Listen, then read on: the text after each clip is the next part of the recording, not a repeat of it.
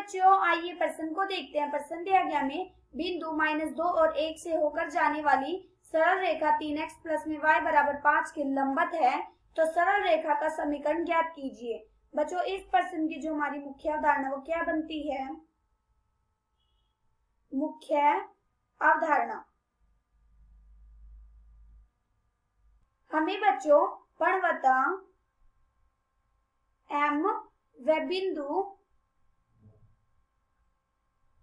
x1 और y1 ज्ञात हो तो हमारी रेखा का समीकरण क्या होता है? हमारी रेखा का समीकरण होता है y माइनस में y1 बराबर m गुणा में x माइनस में x1।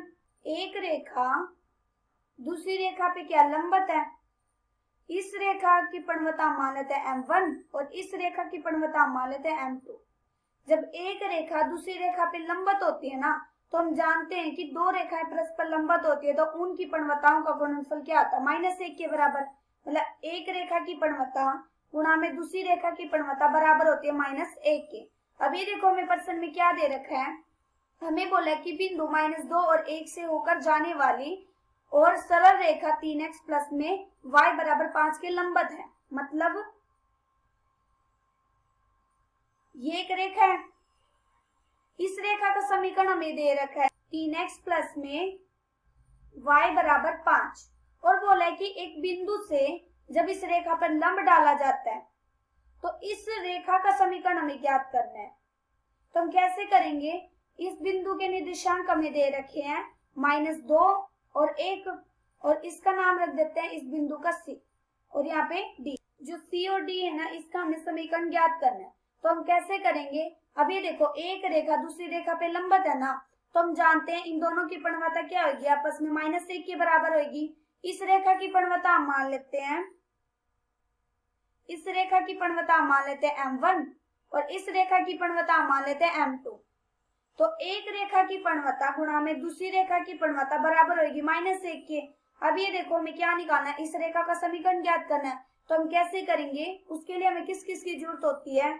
ये हमें पीछे ही देखा था कि उसके लिए हमें परिणमता की जरूरत होगी और बिंदु की। हमें बिंदु तो ज्ञात है, हमें -2 और 1 मतलब बिंदु तो हमें ज्ञात है, हमें किस चीज की जरूरत है? हमें सिर्फ परिणमता की जरूरत है। तो हम कैसे निकालेंगे परिणमता? अब ये देखो जो हमारी सरल रेखा है ना, इससे हम परिणमता निकाल देंगे, मतलब m1 निकाल देंगे।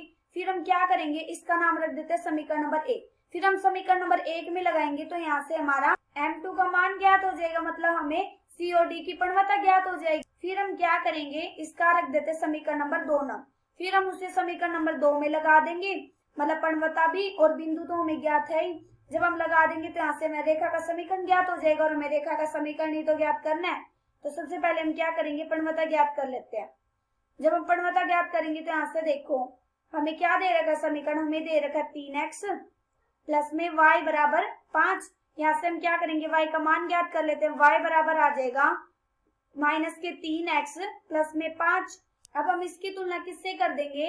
y बराबर mx प्लस में c, जो रेखा की परिणमता का जो रूप होता है उससे कर देंगे। अब ये देखो जब हम इसकी तुलना इससे करेंगे तो यहाँ से हमारा कितना आ जाएगा? यहाँ से हमारा m बराबर आ जाएगा -3 और c बराबर आ जाएगा 5।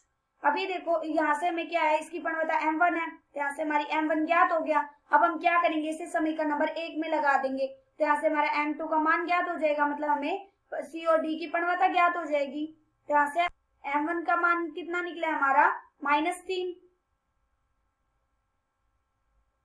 तो यहाँ से आ जाएगा -3 गुणा में m2 बराबर -1।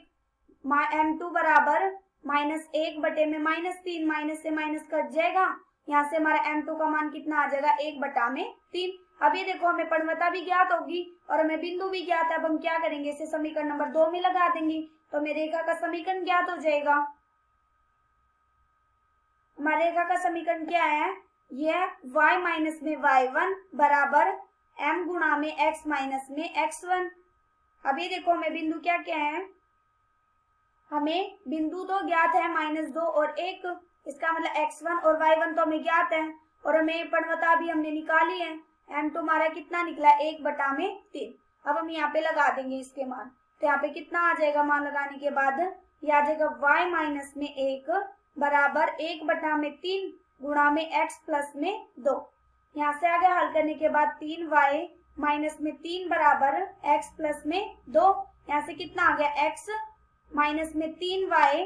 जब हम -3 को दूसरी तरफ लाएंगे तो प्लस का हो जाएगा, प्लस के 5 बराबर 0। ये हमें सरल रेखा का समीकरण ज्ञात हो गया और हमें सरल रेखा का समीकरण ही ज्ञात करना था। आशा करती हूँ कि बच्चों आप सबको समझ आया होगा। धन्यवाद।